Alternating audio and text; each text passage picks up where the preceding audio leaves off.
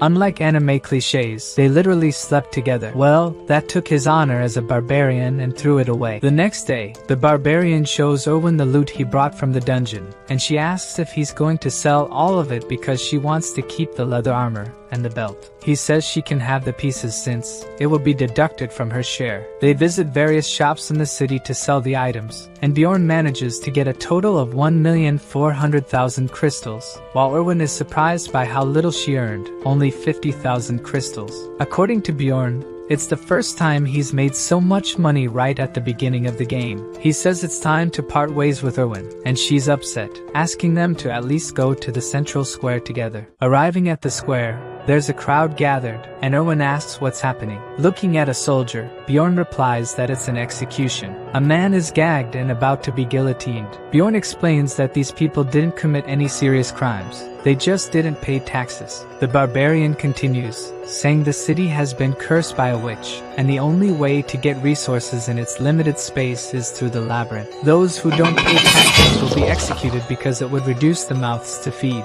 People start running toward the guillotine, holding bread, which they dip into the executed man's blood and start eating. Erwin is disgusted by the scene, and the barbarian explains that, according to legend, drinking the blood of an executed person will bring money. The barbarian asks Erwin how much the tax is for the first year, and it's almost the same as in the game, so he asks about the second year onwards. According to her, the tax increases in the second year, and there are also fees on trades. According to Bjorn, the fees increase with each year of work, which is why he has to get stronger during that time. He thinks that if he can't return to his world and doesn't get stronger, he might end up at the guillotine too. If he doesn't want to go through that, he needs to reach at least the 6th floor of the labyrinth. The barbarian goes to a library and thinks that, in the game, it was still being built. People stare as he passes, and looking at a table ahead is Einar, sleeping with her face in a book. Bjorn tries to wake the girl, who's even drooling. She looks sleepily at the barbarian, but as soon as she wakes up, she starts shouting greetings to the barbarian, bothering the people around. He asks her to speak more quietly about what she's doing in a library. Einar says she's following his advice to think before acting, so she sought more knowledge, which already sets her apart from other barbarians, according to Bjorn. She also realized that there are other enemies besides monsters, but reading is still very difficult. Einar gets up, saying she's going to the sanctuary to learn to read and write with the elders. Before leaving, she remembers that she promised to repay the advice he had given her. She says if he needs help, he should go to the Inn of the Brave Bull, and she'll help him. The barbarian thanks her, and hopes she won't forget that promise because he thinks he'll need her help soon. In the huge library, he doesn't know how he's going to find the book he needs until he sees a large table with a person slumped over it. He gets closer, and the librarian is asleep. He pretends to cough, and the librarian wakes up and looks at him. The librarian asks what he wants, and Bjorn starts to say the book he wants, but he is interrupted. The librarian casts some kind of spell, and he is left wondering if she cast magic on him, since nothing changed. She tells the barbarian to take a walk, and she will find what he's looking for, and before he could say anything, she falls asleep again. Walking through the library, he understands how her magic works. The books related to what he was thinking shine on the shelves, and Bjorn picks one to start with. According to the book, due to the witch's curse, no one could live in those lands, and Rafdonia, the last fortress, prevented a disaster from happening. So, the royal family created a pathway to another dimension, preventing people from starving, and this pathway is the labyrinth. Bjorn thinks this story is very similar to the beginning of the game. The second book he picks talks about magical crystals that can be transformed into bread and water, among other things. The third book will talk about the wars between elves and barbarians, and the fourth one is what really matters. The topic of the book is demonic spirits that came from another dimension and possessed the body of a person. It seems there's no reason for this to happen, but the royal family and time have been trying to prevent it. Bjorn thinks that as long as he doesn't say anything strange, he'll be fine, which would already classify him as one of those spirits. In the fifth book, which discusses the death of the mortal king, it is said that the king died 150 years ago, while in the game, the king had just died. The next book addresses the dimension's instability, and Bjorn thinks that the blonde he met earlier must have read this book. It still mentions a theory that entering the portal when it's almost closing may relate to stability. Thinking about these things makes the barbarian sad, and he decides to return to the inn. Lying down, he thinks about the time left until the labyrinth opens again, and decides he will look for a partner the next day. The barbarian wakes up to someone knocking on his door, and he thinks it must be Erwin. He opens the door, asking what she's doing there so early, and is hit by magic right in the face. Erwin celebrates that she got a contract after trying 10 times with spirit stones. She holds some kind of whirlwind that seems to be a wind spirit, and according to Erwin, it also works well with fire. Bjorn says she's lucky since a spirit stone only gives a 10% chance of getting a contract, besides being very expensive. He asks her to undo the magic, and she is upset because she wanted to show more. But according to the barbarian, she has already destroyed enough of his house, and it's only now that she notices the mess she caused and starts apologizing desperately. She leaves the room shining. Bjorn praises her for the contract, but says she doesn't need to spend time coming to him, and should use that time more wisely. Erwin agrees, but she's upset because she wanted to show him the spirit. Bjorn wonders if she thinks and has some kind of connection with him, and to stay just as a friend, he tells her that he intends to stay in the city, and if she has problems, she can come to him. The elf blushes at what he just said, and smiles at the barbarian. Surely she interpreted what he said differently. Bjorn goes to the inn that Einar indicated to him, and as soon as he arrives, he is recognized by another barbarian. Bjorn has barely arrived and is already annoyed by the shouting. One of the barbarians asks if he wants to stay at the inn too, since it costs only 300 crystals per night, probably because barbarians sleep piled on top of each other. Bjorn says he only came to talk to Einar before the conversation ends. She appears in the hallway where he is. Einar asks what he's doing there, and Bjorn asks for a favor, that she trains fighting with him. It seems like a favor, since he could just go to the field where there are several barbarians training and fighting together. But as he asked, Einar agreed to fight him at any time except in the morning, and he wants to fight immediately. They both prepare to start the fight, and Bjorn runs towards her because he doesn't plan on losing. Einar raises her sword to attack, and in just one blow, the barbarian is defeated. She asks if he's okay, and he asks to fight again, knowing she is really strong. They fight several more times, and Bjorn is already on his knees while holding the sword until Einar is tired too, and they decide to stop there. The barbarian asks if she will return to the labyrinth alone, and she says yes since she doesn't have money to form a group, so he invites her to be his companion. She looks a bit surprised as he explains that he will take 80% of the profits, but will pay all the fees. She says she doesn't need any more explanations, and the barbarian is worried that she will refuse the offer, but she takes his hand, agreeing. According to her, there's no point in explaining because she won't understand, so she will just trust him. The next day they go to the barbarian's sanctuary, and the elder asks Bjorn if he went there to learn to read and write too. Bjorn explains that he went there in search of the spiritual seal, more specifically the immortal seal, as he will need it if he wants to pass through the labyrinth. According to Bjorn, elves can make contracts with spirits and use their powers. Dwarves have the blessing of steel that enhances the power of items. Demi-humans can make contracts with ancestral beasts. And finally, barbarians have the spiritual seal. The elder starts asking how Bjorn knows about the seal because a young man like him wouldn't know about it. The young barbarian only learned about the seal because he read it in a book, and that's what he tells the elder, besides mentioning that the seal helped in the war against the elves. The elder laughs and slaps Bjorn on the back, saying there's no need to deny his spiritualism. When the barbarian was about to say something, the elder demanded 800,000 crystals for the seal. Bjorn was already expecting this, and says he will pay. During the game, he had already learned that the seal was expensive. He offers 500,000 crystals and 3 coins worth 100,000, and the elder becomes suspicious about how the barbarian got this amount. The question was already expected, and Bjorn says he found a wounded elf on the first floor, used her as a slave to get the crystals in exchange for an essence, and even took money from this elf's sister.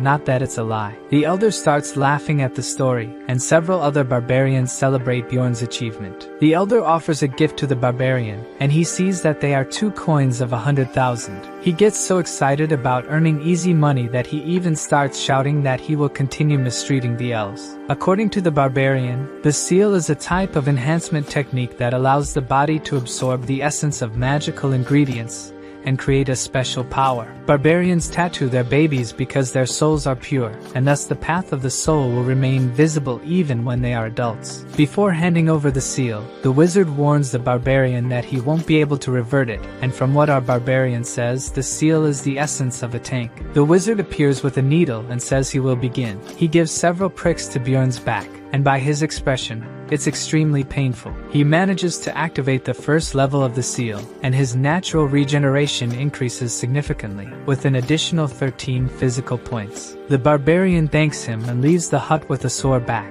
and the wizard laughs because it's the first time a barbarian has thanked him. Bjorn tries to leave quickly, thinking he said something strange. It dawns, and the barbarian goes to the city to buy equipment. He has already noticed that he is much better using shields than swords. He goes to a shop, and the vendor shows weapons that barbarians prefer, but none of them is what the barbarian is looking for until he finds a mace that seems perfect for him. With the new weapon, his item level increases by 85. He also buys a customized helmet and half-plate armor. The helmet adds 47 more item levels, and the armor adds 57. Bjorn has established a routine outside the labyrinth. He has breakfast with Erwin, spends the afternoon in the library, and always dines somewhere different to gather information, even if the food isn't always good. In the late afternoon, he always trains with the other barbarians, where he can rely solely on his instincts. Many of his skills improve with the training, and he manages to defeat Einar several times, even giving her combat tips. After training, Bjorn returns home, and Erwin always shows up,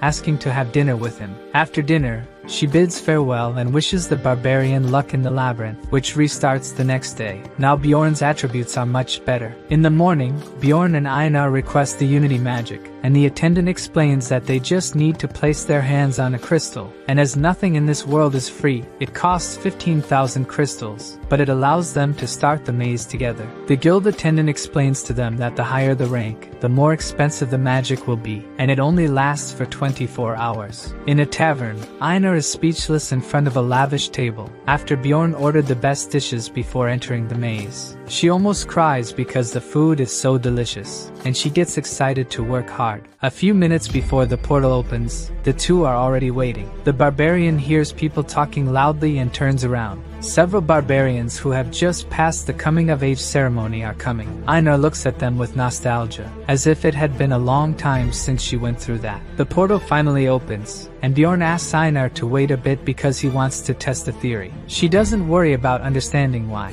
She just agrees and follows him. But with 1 minute left to close, she's already desperate. Bjorn looks at the size of the portal until they shout that it's about to close, and they both run towards the portal. They enter the dark region just as Bjorn planned, and he lights a torch. Einar draws his attention to something. It's a monument. And just as he expected, the monument can take them directly to the second floor. Touching the monument, a light starts emanating from it, and the portal to the second floor opens before them. While Einar didn't even understand what was going on, the barbarian is ready to enter the portal. Bjorn gains 2 more XP for being the first to open the portal, levels up, and increases his essence capacity by 1. Einar is curious about how Bjorn took them to the second level, and according to him, he just read it in a book. From the looks of it, they probably went to the land of the dead. Bjorn asks if his partner is feeling something strange too. He feels like something is filling his body from the inside, and she explains that it must be his spirit status rising. The barbarian explains that there are levels like in the game. As the level increases, both the MP and the amount of essence that can be absorbed also increase. Einar finds it strange that his level has risen without killing any monsters. The barbarian explains to us that it is only possible to gain 1 experience point per type of slain monster,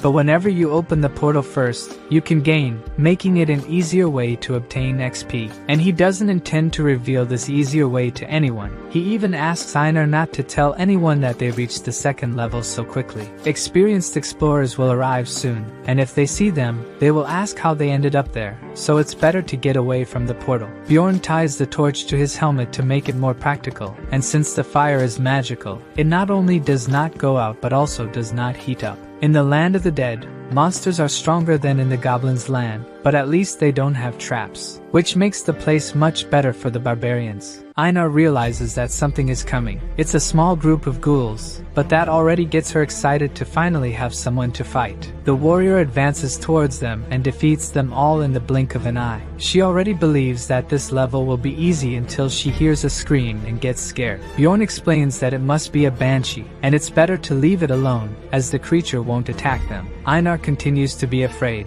asking if it's not a dangerous monster, and according to Bjorn, if they attack first, they will be cursed. Besides, they will be followed by her to the end of the maze, which only makes Einar even more scared. Another scream echoes, and she grabs Bjorn by the neck. This time skeletons appear, and she realizes that she got scared for nothing. Bjorn tries to tell her the weak point of the skeletons, but she simply destroys them all, without even listening to her companion. They continue heading north for almost 8 hours. Along the way, they encounter ancient ghouls and mutant skeletons carrying weapons, but none of them are difficult to defeat. The fights improve Bjorn's skills, and he destroys the monsters with his mace. The new armor helped a lot in the warrior's defense, and the helmet can stop arrows and not just carry candles. Looking at Einar, she is also not behind in destructive power. The barbarian realizes that she screams Vihela, the name of the barbarian deity, all the time. Even without knowing why, he starts screaming too and has fun fighting with his companion. He also gains several XP points by defeating new monsters. Einar notices that Bjorn's arm is injured, but he doesn't even worry because the wound starts healing on its own. Einar gets excited about the healing power and asks if it's the effect of the seal. The barbarian reveals that the first level of the seal improves regeneration and increases vigor. They realize that the terrain has changed, and the banshee's scream is louder now. From now on, Rank 8 monsters will start appearing. A guttural scream begins to echo, and the death demon appears. They say that the monster eats the maze's light. Bjorn reminds Einar to attack the monster by the head, and they start attacking. The creature, which is not weak, manages to block Einar's attacks and has skin as hard as stone. Bjorn manages to get the monster's attention, and Einar attacks from behind. But even with the accurate attack, the blade hardly penetrates the monster, which turns around and throws the warrior. She gets up, leaning on the sword, and shouts that the monster is very strong. The barbarian remembers that even in the game, the monster's defense was very strong and also had a high healing power. The demon starts screaming. And this time, even Bjorn gets scared because he knows what that means. The monster activated the ability to summon ghouls. Dozens of them appear to be heading towards the barbarians. Bjorn shouts for Einar to deal with the ghouls first while he goes to attack the death demon. The barbarian heads towards the monster holding his shield, but the monster attacks, forcing him to retreat. Bjorn advances towards the monster again and holds it with the shield. While Einar has already defeated all the ghouls, he asks her not to get distracted and attacks the monster once again with his mace. Now the two barbarians are attacking the monster together and finally manage to hit the creature in the head. Bjorn thinks that finally one of the attacks has taken effect, but the monster doesn't give up and throws the warrior backwards. Bjorn gets up injured, and looking at the monster, the wound on his head is already practically healed. Bjorn looks at the monster, thinking of a strategy to win, and Einar grabs the demon by the leg, exerting force while trying to unbalance the creature, and succeeds as the monster ends up falling backwards. The barbarians take advantage of the opportunity to finish off the demon while it's still on the ground, and even gain another 2 XP. The demon leaves behind a large magical crystal, but according to the barbarian, it's only worth 100 crystals, and if combined with the ghouls, it's worth 300s. Even though she only got a little, risking her life, Einar is excited to continue hunting monsters. Bjorn began to think that it's not so bad to hunt with a barbarian, since Owen was a bit passive. The two encounter more death demons and defeat them by throwing off their balance, and then hitting their heads as if tenderizing meat. They managed to defeat about 70 of them in doing so. Who was searching for a demon essence to synchronize with his seal, ended up with none on the first day. On the second day, the demons began to appear in pairs, and even so, it wasn't so difficult. The only complication was if they delayed in the slaughter, as they could be surrounded by ghouls. In the afternoon, they began to appear in groups of 3, and the barbarians realized that it was too much even for them to face. Other explorers show up, and before the barbarian could say anything, Einar interrupts and threatens the group. They are so scared that they run away from the warrior. She tells Bjorn that it's better to find another place to camp, since the humans know their location and are not trustworthy. They continue walking, and Bjorn thinks that she must not have had a good experience with humans either. They are discussing how they won't find any good place to camp until they hear a voice asking for help. Further ahead, there are several bodies of adventurers with traces of poison. The duo freezes, and a plunderer who seems very powerful appears before them. The plunderers make money hunting explorers instead of killing monsters. This activity is punishable by death. But just like the barbarian put an end to the explorers who abused him, if no one speaks up about it, people from the outside won't know. The plunderer asks if it's the first time they've encountered someone like her. The barbarian is already cautious because she seems dangerous. He takes a good look at the enemy in front of him. From her characteristics, she must be excellent at what she does, since he's never heard of this plunderer. Einar is almost drawing her sword and tells Bjorn that she thinks she must be strong. Looking at the defeated explorers, they have no external injuries and seem to have been poisoned. So the barbarian asks if she wasn't a companion of the group, and she reveals, turning her back, that they were her companions. She starts gathering the group's items in a magic pouch and casually calls for the barbarians. They are apprehensive, and Einar asks if they should fight her, but after seeing how strong she seems, Bjorn decides it's better for them to flee from her. The plunderer glances back, and the two barbarians are running at full speed to escape. Bjorn begins to see the signs he left along the way to guide them back to the first floor. Midway, they abruptly stop upon encountering a group of 4 human explorers. Einar is already ready to fight, but her companion says they are fleeing and need help. Bjorn swears by his warrior's honor that he's not lying. The group seems to believe the barbarian, and their leader says that if they defeat the plunderer, they will get the entire reward. He asks the duo to approach because he will use his gnome ability on them, and they won't be noticed. This ability can disguise the user and their companions within a 3-meter radius, as long as they don't move. The barbarian approaches, and the leader begins to say that they were very lucky since they managed to catch 2 barbarians in their trap.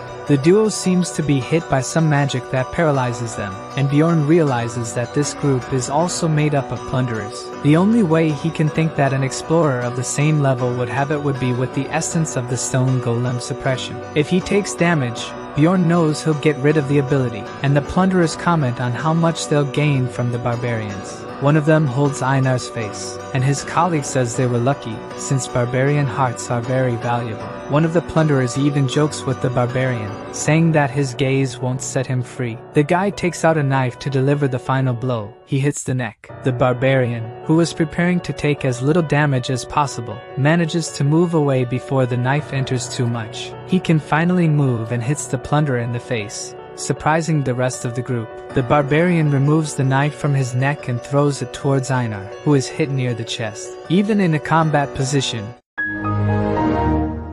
Bjorn is very injured and ends up falling to his knees. Einar grabs her sword and slices the plunderers, until only the leader is left, who runs away. Now she looks towards her companion, and he looks terrible. She starts screaming for him to stay alive, swearing revenge, while he is trying to ask for a potion. At least with the near-death experience, his mentality increased by 3. After taking the potion, and with the help of the seal, the warrior's neck heals quickly. Einar even congratulates him for being the only barbarian with a scar on his neck. Now recovered, the warrior wants to go after the leader of the plunderers, and they actually manage to capture the guy. But instead of killing him, Bjorn wants to use his ability to hide from that woman. Suddenly, someone shoots a dart and hits the plunderer directly in the neck. The two look at the guy's body while the plunderer approaches. She reveals that she watched their fight with the group, and Bjorn shouts to Einar that it's time for them to attack. The two run towards the woman, who seems very calm, even with 2 barbarians about to attack her at the same time.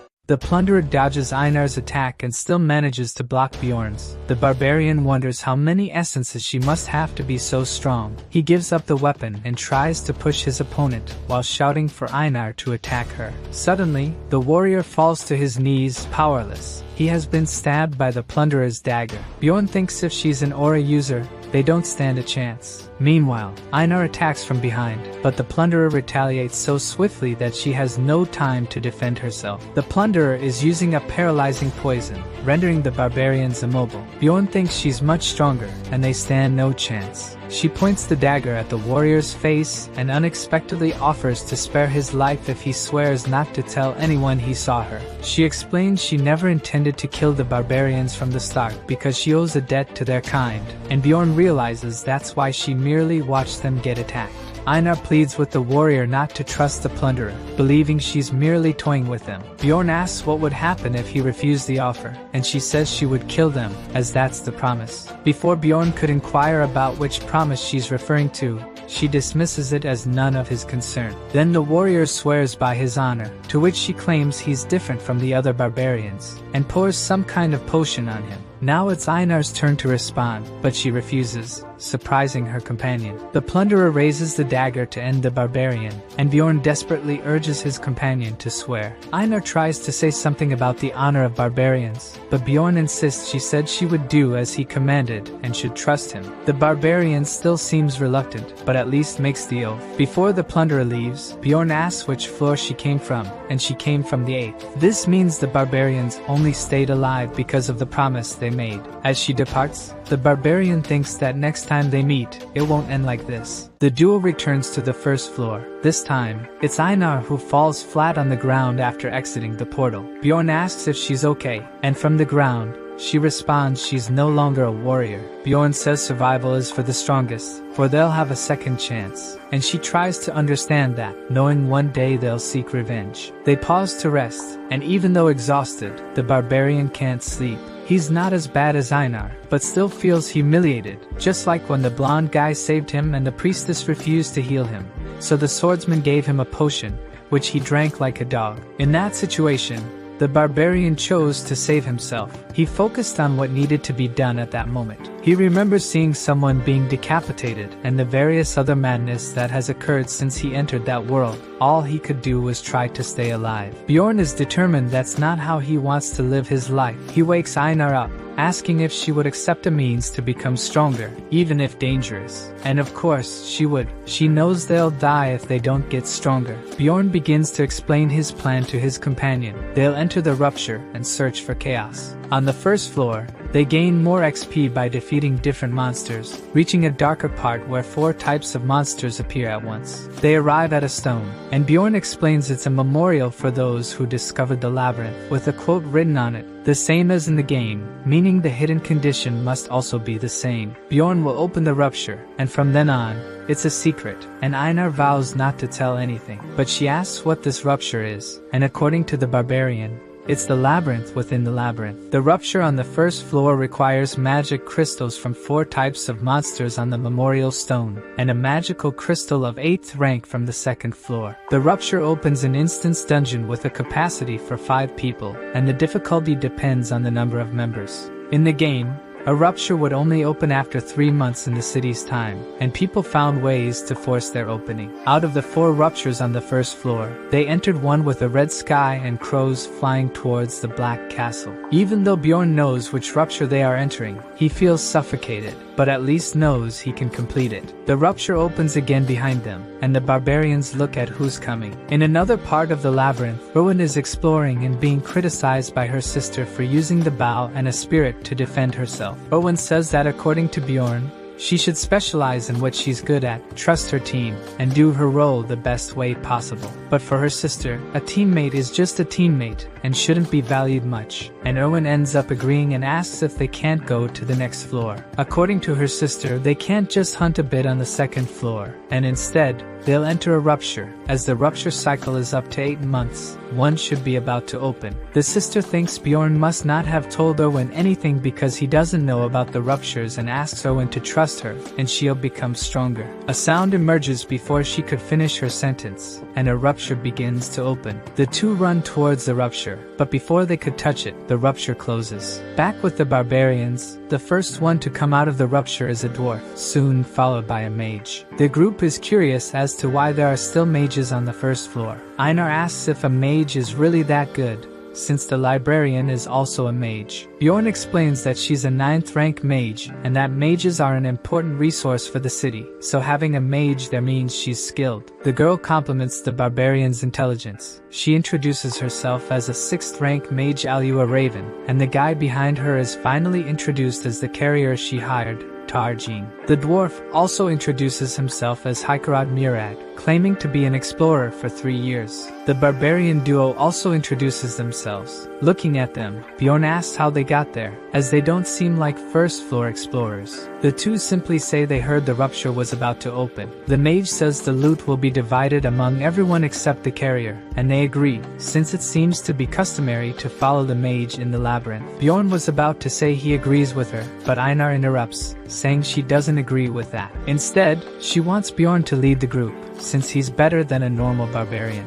The other members don't know how to react. Einar remains determined that Bjorn should lead the group, pointing to him, saying the barbarian is the best warrior. The rest of the group is speechless with her fervor, and Bjorn is embarrassed by the situation. The dwarf even says he envies the respect she has for her husband, and she now says she's not his wife. While the two argue, the mage says it's better for them to go, as there's much to explore in that place. The dwarf asks if it wouldn't be better to know each other's abilities first, but according to the mage, the monsters are so weak that only she and her carrier would be able to defeat them, and of course, this irritates the other members of the group. She also says she'll take the Guardian's loot because they need it for her research. He shouts if he looks like an idiot to her. As always, the division of the group's profits causes fights among its members. The Guardian's loot is the rupture flower. For a mage, this is a priority, but what matters most now is money. The mage says she'll give all the crystals she earns in the rupture in exchange, but for the dwarf, this just means the group will end up with the crumbs. The mage says she'll also let them keep the items, but the dwarf still thinks it's better for them to decide by luck which of the two gets the rupture loss. The barbarian joins the discussion because if it continues like this, the gains will only be for the mage and the dwarf. He doesn't want the essence or the items, just the rupture stone. Now the mage and the dwarf think he asked for too much. Bjorn agrees to give up the stone in exchange for 2 essences that aren't from the Guardian. The dwarf and the mage exchange glances and in the end agree to the request since there shouldn't be any interesting essences for them there according to their levels. Now the mage and the dwarf walk together as if nothing had happened. Looking at how he couldn't even argue with the two, Bjorn knows he needs to get stronger. The castle is divided into 4 chapters: the drawbridge at the entrance, the courtyard surrounded by the outer walls, the underground prison in the inner area, and the demon worship room inside the castle lord's chamber. The castle entrance is guarded by gargoyles, 8th rank monsters. Once they sense an enemy, they attack using their petrification ability, and the most common way to defeat them is to sacrifice a group member while others attack. Einar tries to help the companion but is stopped by the mage. She casts a spell capable of canceling the gargoyle's curse. The gargoyle without abilities is just an easily defeated monster by anyone in the group. The dwarf praises the strength of the companions. Bjorn thinks the dwarf is also very skilled. Einar notices that the magic crystals are moving by themselves, and the mage explains she's using magic to collect them and will distribute the crystals along the way. The group continues advancing through the castle and reaches a darker area. Raven casts a spell to illuminate the place, revealing several monsters in a corner called Dead Men. They have no rank, give no XP or crystals. They conclude it would be a waste of mana to use magic on these creatures. So, the barbarians and the dwarf attack these monsters. When Bjorn attacks the last of them, he realizes the creature dropped a dead man commander's horn. They reach a steel door, and the dwarf won't be able to destroy it with the axe. So Raven destroys the door with an explosive magic. The group reaches the drawbridge, the first chapter of the castle. The mage asks Einar to blow the horn. The warrior takes a breath and starts blowing. This activates the dormant magic seal, and Einar is surprised to see the bridge descending. The moat water also starts rising, and Einar can see hands of several dead men in the water.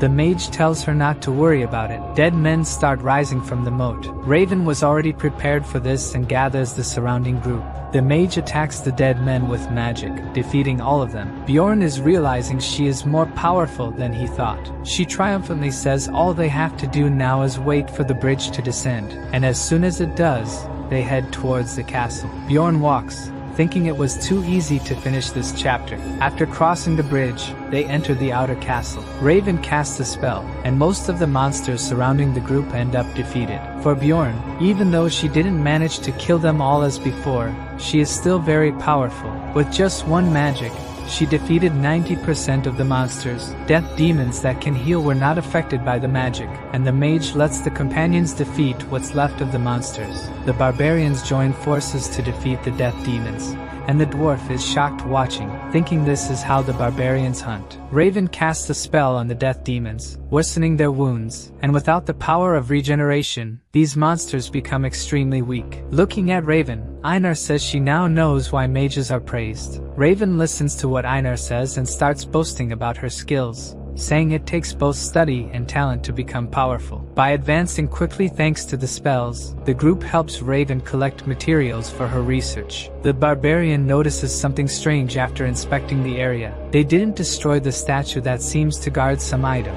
and he thinks the group shouldn't know about it. As the barbarian tried to interact with any suspicious object in the game, he was able to discover several hidden things. To avoid suspicion, he thinks it's better not to say anything about the statue. They continue walking and reach the inner castle. The mage and the dwarf seem disappointed that there isn't much to take or monsters in this location. They go down a staircase towards the underground and enter the first floor of the underground prison. The dwarf asks the mage what kind of monsters appear there. Of the various ones she mentioned, body golems are exclusive to the castle. The dwarf is eager to fight these golems for the first time, and the mage takes the opportunity to warn about the explosive bodies. Even though, according to her, she would protect the group before anything happened. Einar asks Bjorn if the skeletal little creatures were monsters too. Raven starts talking about them, and Einar gets angry because she didn't ask her. The mage is annoyed by Einar's response, and suddenly they hear a scream. Immediately Einar is frightened by the banshee and grabs Bjorn. Raven takes advantage of the situation to scare Einar even more, saying it would be terrible if she encountered a banshee. And Bjorn says that mages must know how to deal with these monsters. Now even the mage recognizes he must be intelligent. She casts a spell and destroys one of the banshees. Others throw themselves towards her, and she destroys all of them. Raven calls the companions to continue, and they are all amazed by her power. They enter the second floor of the underground prison, an area with several disgusting monsters and objects. The group stops in front of a wall. According to Raven, there is a hidden door behind this wall and a body golem waiting for them on the other side. They leave their backpacks before entering. Bjorn lights his torch. As soon as they open the door, they smell the horrible odor of several bodies thrown in front of them. They continue walking. The first to feel sick is the carrier, and soon after Raven. Even used to dissections, she couldn't stand the smell. The dwarf is relieved that at least the barbarians are fine. In front of them is a mountain of bodies, and a voice seems to come from them, and the whole group is scared. Looking closely at the mountain, it was actually a body golem. Bjorn shouts for the group to prepare for combat, but the dwarf is petrified. The voices of the various bodies that form the golem continue asking for help. Either the dwarf nor the mage will be able to fight in this state. This time the fight will depend on the barbarian duo. One of the things that caught attention in the game were the great illustrations it had. Even people who didn't play ended up knowing the images, yet the barbarian realized they didn't compare to the reality he was experiencing. All the tough guys in the group, who treated the barbarians as if they were nothing, are in no condition to fight. Now they are the ones who need to defeat the monster. Einar shouts for the rest of the group to do something. At that moment a monster is coming towards them. Einar has to block the attack because the dwarf can't even move. Yet some acid fluid falls into his eyes, and he screams in pain. Now he really won't be able to do anything. In a corner, the mage continues to be out of combat vomiting. Bjorn asks Einar to protect the mage and the dwarf while drawing the monster's attention. According to the barbarian, the golem of bodies throws explosive corpses at the distant enemies and tries to grab those nearby to eat. If the barbarian gets too close, the golem will focus on the mage, and that would be terrible for the group since she still can't fight. Bjorn needs to keep a certain distance and buy time until she recovers. At least she seems to have stopped vomiting. Raven looks towards the creature and sets the monster on fire with magic. The barbarians are surprised by her power once again. Just one fire magic of hers destroyed the first pattern of the golem. But it seems this wasn't the end of this monster. A hand emerges from the midst of the flames. The monster has a second phase, a golem of skeletons. Bjorn shouts to Einar that it's not over yet, and they both rush to attack the golem's chest, which is a rank 7 monsters, but without the external body, it won't be difficult for the barbarians to defeat it. They hit the golem's chest, and the monster is defeated. Bjorn looks at what's left of the golem. It leaves behind a shining ball, which surprises the barbarians because it's their essence. In the rupture, more high-ranking monsters appear, and it becomes easier to gain XP. The Guardian's loot is also highly desired by explorers, but the main thing is that the essence drop increases a lot. Therefore, it's strange that they took so long to get one. Bjorn says it's their right to keep the essence since they defeated the monster, while the rest of the group was mostly unwell. Bjorn wanted the essences of the Death Demon with regeneration power, and the Chimera Wolf with strength power. He didn't expect to get the essence of the Golem of Bodies, which only appears once in the castle. Besides, the Golem's attributes are perfect for a tanker. Even though it gets slower, other attributes would compensate for it, such as pain tolerance, strength, and poison resistance. The problem is the ability that comes with it. Even though it's very powerful, it consumes the user's life. The passive is also complicated because the acidic blood will ruin the equipment if it hits him. Bjorn thinks it's better to wait a bit, since the essence won't disappear for at least 30 minutes while he thinks about whether it's worth it. After taking a potion, the dwarf feels ashamed of his behavior in battle, and Bjorn says that if it weren't for Einar, he wouldn't have survived. The barbarian thinks that even though his group is strong, they don't have enough mental strength. Even the mage apologizes for her behavior, and Bjorn takes this opportunity to talk about the monster they defeated. She interrupts, saying that she still managed to use magic despite her condition. Realizing he'll end up with nothing if he doesn't do something, Bjorn says they saved the group, and the mage wants to know what he means by that. The barbarian is quite clear in saying he wants to keep the rupture stone, and that doesn't seem to sit well with the group. The dwarf breaks the silence, agreeing with the barbarian, as he would have died if it weren't for them. Raven doesn't approve and says that if they find another stone, they could give them a chance. The barbarian seems to be content with that, and takes the opportunity to say that the golem left an essence. Now the whole group is surprised. According to the mage, the golem's essence is even rarer than the guardian's. She already begins to think about how it would be to research such an essence, and this is the barbarian's chance to start the negotiation. He offers the golem's essence in exchange for the guardian's essence, leaving the mage in doubt about which essence would be more important to her. Raven asks the barbarian if he really wants to trade the golem essence for the guardians, even though it's not certain that the guardian will leave one, and the barbarian takes the risk. She agrees to the exchange, since she's much more interested in the golem essence. Bjorn got what he wanted, and the dwarf asks if the mage will give the essence to the carrier, since she can't absorb it. She says no, holding a test tube, an item that, according to the barbarian, is only worthwhile for a high-rank essence. As the dwarf himself notes, it's extremely expensive. She probably used her only tube because body golems are very rare. After taking the essence, they continue advancing excitedly. They enter a dark room.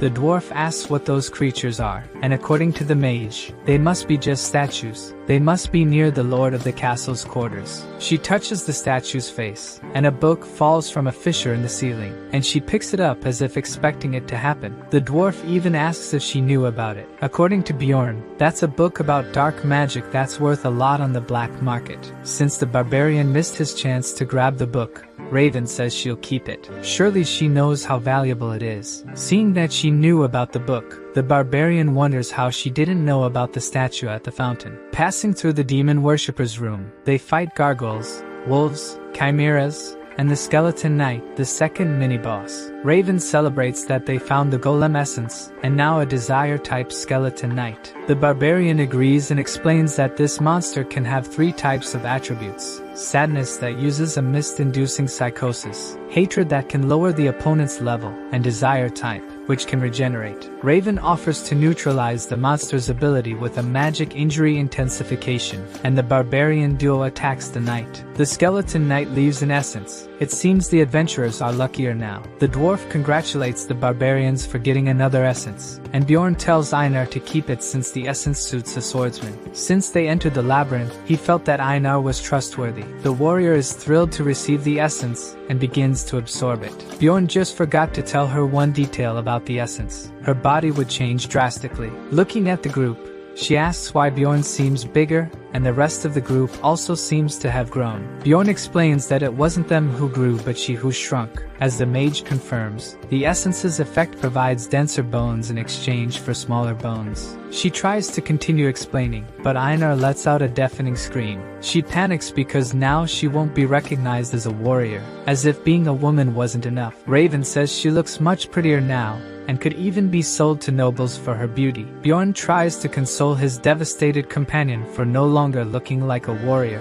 The mage asks if she could examine her when they return to the city. Bjorn tells her not to be sad, at least to try the essence, as a death demon has just appeared. This is a great opportunity. She agrees to face the monster dejectedly. The demon prepares to attack, and with just one blow, she splits it in half. Even Raven is speechless at her companion's increased power. Bjorn tries to cheer her up again, saying how she has become stronger, and with tears in her eyes, she says she's still a warrior, not just a warrior, a powerful warrior. They reach the door leading to the Guardian's room and chat casually because the rift is ending. The barbarian thinks they were lucky since they got most of the loot. He wonders if he's ever been this lucky in his life, and what could be worse if the worst happened. The dwarf is about to open the door when Bjorn notices that the doorknob's color is odd and shouts for him not to open it. It's too late, and he's already started opening it. The door swings open completely, and the castle's master is now awake. Even the mage says something's wrong because a death knight should have appeared. The creature says it's been a long time since it saw anyone, and the mage realizes it's a vampire,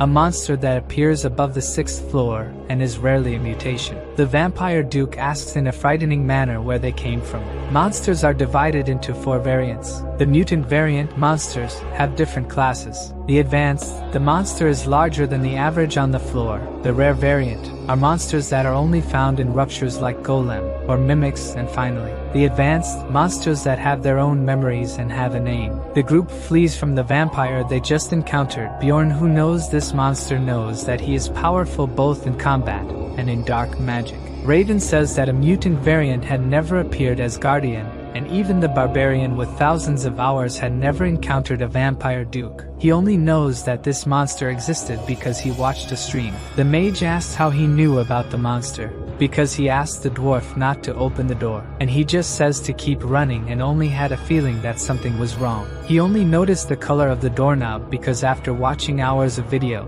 it was the only thing that changed to find the vampire, and he thinks that if he hadn't been so excited, he would have noticed it earlier. The dwarf says that it's no use running since they need to defeat the monster to leave the rupture, but Bjorn wants at least to find sunlight. Before finding any light, they hear the voice of the vampire lord, who appears floating in front of them. Raven asks his companions to close their eyes and casts a light spell. When the warrior opens his eyes, the vampire is disappearing, but he was not defeated. He used magic to escape, and with that the group gained at least a few minutes. The dwarf shouts to the barbarian that the mage has fainted. She is injured inside, and according to Bjorn, the essence of the vampire doesn't have this effect unless it's from another monster. Even in the video he watched, the player just died without doing anything. Bjorn shouts for the group to get out of there immediately, and the dwarf says that only the mage knows the way. But according to the barbarian, he also knows because he managed to memorize it. They run trying to stay as far away as possible from that monster. Finally they manage to see the exit. When Bjorn looks back, the vampire is coming after them. They run to climb the stairs and leave the underground. Fortunately, they all manage to get out. Looking back, they only see the shadow of the vampire that cannot climb due to sunlight. The group is out of breath. The dwarf says that the barbarian really managed to memorize the way and asks if he really left the coming of age ceremony just a month ago. Einar says that his companion is a great warrior, and according to the dwarf, he can become one. The sun will set soon, and Bjorn says they need to reach the walls for shelter, even if they have to carry the mage. The carrier tries to say she needs to rest, but according to the barbarian it's better for him to start walking if he wants to stay alive. They need to protect the mage even if it risks their lives, and the carrier ends up agreeing. Bjorn takes advantage while the group is preparing and goes to retrieve the item he left behind. He cuts off the head of the statue. Hidden in its neck was a healing item that also serves to attack demons. The Tears of the Goddess. Back with the group, Bjorn asks how the mage is doing and talks to her that the vampire will return as soon as the sun sets. He takes the opportunity to ask what happened to her,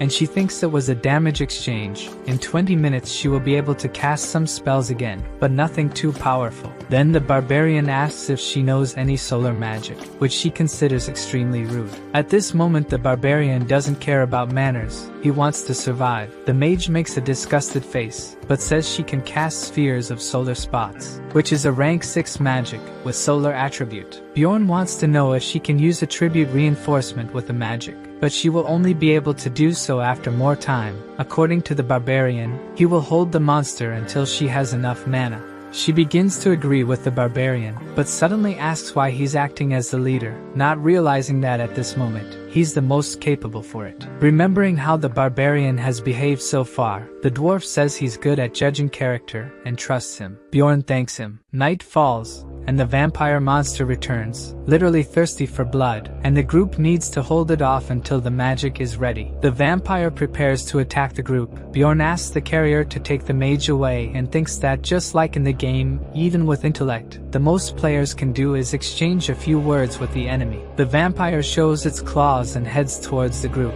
The dwarf manages to block the attack and says the enemy is powerful. Even a powerful creature like that can't move the dwarf. This is thanks to the essence of a rank 7 monster that the dwarf possesses, balance of weight. It enables impact absorption and resistance to pushes while the feet are on the ground. While the dwarf holds the vampire, Bjorn and Einar run to attack. They split up and Einar tries to attack from behind, but the vampire dodges and retreats. That's what they were expecting, as Bjorn is right behind him. The warrior attacks and manages to hit the vampire, who immediately retreats. At this moment Bjorn feels intense pain in his hand. It must be the vampire's pain exchange ability. He didn't seem to suffer practically any damage from the attack. His body starts to transform into crows that fly towards the group, and the dwarf says he will hold the attack and activates the second essence, Emergency Restoration, which can block most of the crows. Even with the defeated crows, it doesn't seem good if their fluids touch anyone. Strange marks appear on the foreheads of Einar and the dwarf,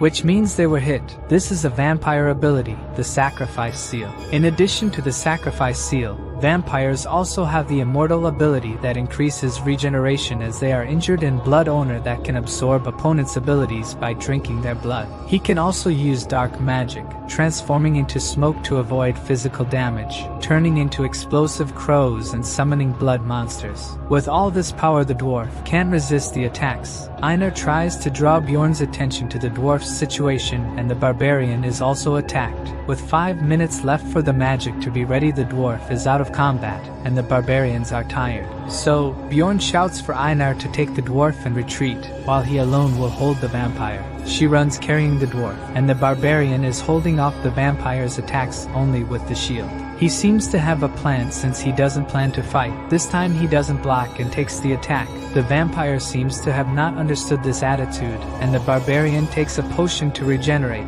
Even the barbarian's group can't understand what he's planning. He continues to be attacked by the vampire, while taking several potions to heal, and feels terrible pain with each one he takes. After drinking several potions, smoke starts to come out of the warrior's body. The attacks don't stop, but this time the barbarian blocks. Even receiving several attacks, Bjorn still manages to dodge those coming towards his vital points. Watching the fight, the mage remembers something she had read, which said that a barbarian's strength is in his mentality, and not in his physique. Now she seems to understand what the phrase meant. The carrier suggests they flee, but there's nowhere for them to go. Leaving there is defeating the vampire. Raven wonders what she's doing at that moment. Even the barbarian, who has just undergone the coming-of-age ceremony, is making more rational decisions than she is. She knows they won't survive without him, so she asks the carrier to flee with the dwarf, so that Einar can come back to help in the fight. She seems to have remembered that a mage doesn't just stay in the rear.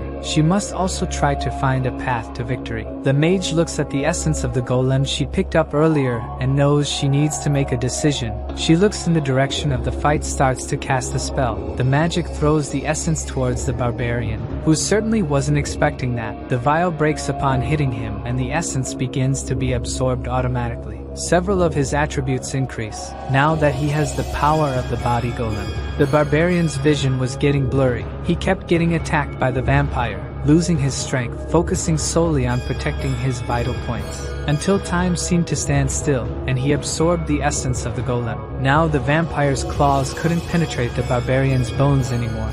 But thinking that the mage threw the essence at him, he'll have to change his plan of progress. Bjorn is managing to move better, but still can't dodge the attacks properly, and knows he can't continue like this. Another potion is thrown at him, and this time it's a healing one. The mage seems to be getting better. If I keep it up, a barbarian will have a chance of winning. Bjorn runs towards the vampire and grabs the monster, who obviously starts tearing him apart. And this time it's not bad, since the power of acidic blood will cause pain to the creature. Another potion is thrown at the barbarian, who besides causing damage to the vampire is also being healed by the essence and the potion. The vampire finds a way to get away from the barbarian, and Einar is coming to help in the battle. She strikes the vampire duke with the sword, and he barely has time to dodge and is already being attacked by Bjorn, but retaliates by hitting the barbarian in the stomach. The warrior can only think about how much time is left for the potion to be ready, and it's precisely at that moment that he hears the mage shouting that she can finally attack. He takes a look at the vampire, grabs the creature by the chest. Gathering all his strength, he throws the creature and yells for the dwarf to attack. The dwarf starts to glow with lightning ability and attacks the vampire with his hammer. The vampire duke is hit with so much force that he enters a state of unconsciousness. Bjorn grabs the potion he had hidden in his boot, and it seems like he's finally going to use the tears of the goddess. The warrior pours the potion into the vampire's mouth and takes the opportunity to punch him in the face too. The potion blesses the vampire, and a light starts to emanate from him. The blessing seals all his tolerances, and now he enters a state of paralysis. Raven tells the warrior to get away from the vampire because now she's going to use solar magic. Even though not in her best condition, she casts the magic that goes straight towards the vampire and the barbarian, who looks back thinking there won't be time to escape. The solar magic explodes. Due to the vampire's owner exchange ability, the whole group enters a state of unconsciousness. Bjorn wakes up all wounded and wonders if they really managed to defeat the Duke. He struggles to get up, but just looking forward, he sees that the vampire was not destroyed, instead activated the immortal ability that greatly increases regeneration. As if that weren't enough, also has the ability source of darkness that makes resist death as long as the heart is whole. The vampire begins to heal rapidly, and Bjorn thinks that if it continues like this, soon he will be fully healed. The rest of the group is unconscious, and the only thing the barbarian can think of is that he needs to kill this creature before it finishes regenerating. Bjorn walks up to the vampire. Looking at him, the only thing intact is the heart. He follows the arms, trying to gather his strength. He punches the vampire's heart and uses his flesh explosion ability. At that moment, the barbarian's hands explode, and it begins as this is his only alternative. He continues using the ability until his life reaches less than 1%. He doesn't stop, the life reaches 0, and a countdown starts. He continues, and mentality points begin to be consumed. He knows he would end up dying even if he stopped, so he continues until his hands disappear, and he simply falls over the vampire's body, thinking of using the remainder of his body in the ability. After all this sacrifice, the Count finally dies.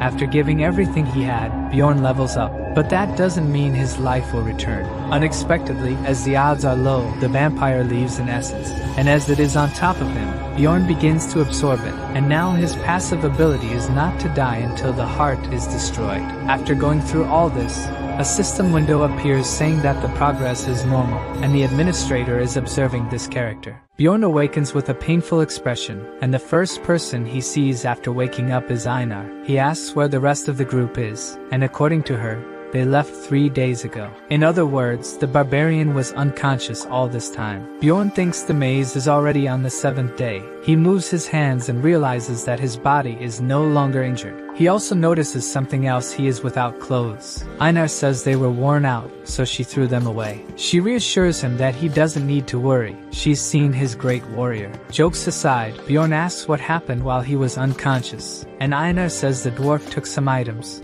and the mage took the stones. Bjorn thinks that since he's alive, it means he absorbed the vampire's essence, and Einar says they were going to split the stones by luck, but the mage refused and took everything. The dwarf didn't do anything, so he didn't care. The mage said Bjorn took the best item, so he can't complain. Bjorn now knows that she also noticed that he absorbed the vampire's essence. Einar says the mage took the items and left without even waiting for Bjorn to wake up. The two barbarians thank each other for trusting one another, and Einar asks if they're going to leave now too. Bjorn says there's still something he needs to do. He's going to retrieve something. Sometime later, he returns to the city and exchanges his items for money. He says he got very little, only 231,000, but considering he managed to absorb 2 essences, it was worth it. When he goes to get his money bag, the woman seems suspicious and doesn't hand it over. Bjorn finds it strange because she never asked anything before. But suddenly, several guards surround him, and he's left completely puzzled. Now that the portal has closed, we also see that the elf has returned safely, but she's very tired, saying that the 3rd floor is very difficult and that she encountered monsters of 7th and 6th rank. She's in line to collect her money, hoping to find Bjorn to show him the new essence she obtained. She also wants him to test it again. When she arrives at the counter to receive her money, they also suspect her, and 184,000 stones is too much for a 9th ranked explorer. But the elf says she was with her sister, and the guy searches for her name in the book, thus releasing the elf's money. She goes home and takes a bath, starting to change while thinking about Bjorn. When she finishes, she heads to his house, saying she'll pay for dinner because she earned a lot of money. But when she arrives, she discovers that he hasn't returned yet and becomes very worried. After that, a week passes, and the elf returns to see if the barbarian has arrived yet, but she sees the owner of the inn taking things out of the room. He says he's waited long enough, and the barbarian is probably already dead.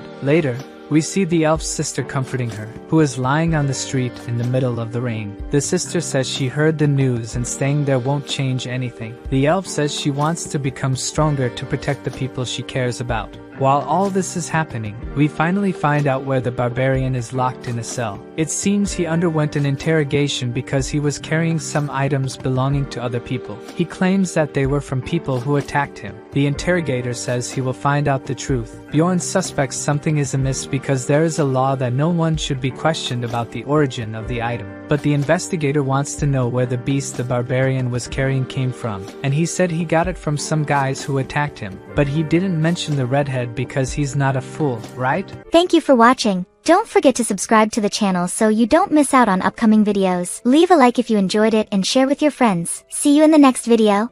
Bye for now.